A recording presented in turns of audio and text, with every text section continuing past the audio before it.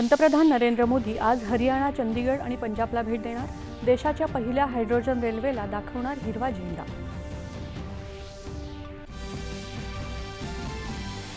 फिनलँडच्या दौऱ्यावर असलेले केंद्रीय वाणिज्य आणि उद्योग मंत्री पियुष गोयल यांच्या उपस्थितीत भारतीय उद्योग महासंघाचे 2 सामंजस्य करार.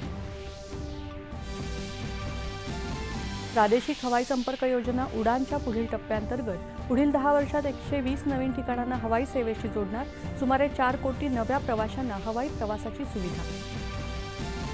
अंमली पदार्थांच्या अर्थव्यवस्थेला मुळापासून उखडून टाकत सशक्त महाराष्ट्रासाठी व्यसनमुक्तीच्या चळवळीत योगदान देण्याचं मुख्यमंत्र्यांचं आवाहन. महाराष्ट्राचं नवं ॲग्रिगेटर धोरण लागू. ओला, उबर, रॅपिडो यासारख्या ॲग्रिगेटर कंपन्यांना शासनाच्या नियम आणि अटींचं पालन करूनच व्यवसाय करणं अनिवार्य. वैद्यकीय प्रवेशासाठीच्या नीट पुनर्परीक्षेचा निकाल जाहीर. एकंदर 20 लाख विद्यार्थ्यांपैकी 11 लाख विद्यार्थी या परीक्षेमध्ये उत्तीर्ण. पाकिस्तान स्थित जैश-ए मोहम्मद या संघटनेच्या एका दहशतवादी गटाच्या तपासाच्या संदर्भात गुजरात दहशतवादी विरोधी पथकाने केली 5 जणांना अटक. अमेरिकेमध्ये कट्टर डाव्या विचारसरणीच्या दहशतवाद्यांचा प्रवेश रोखण्यासाठी विजावर नवीन निर्बंध लागू.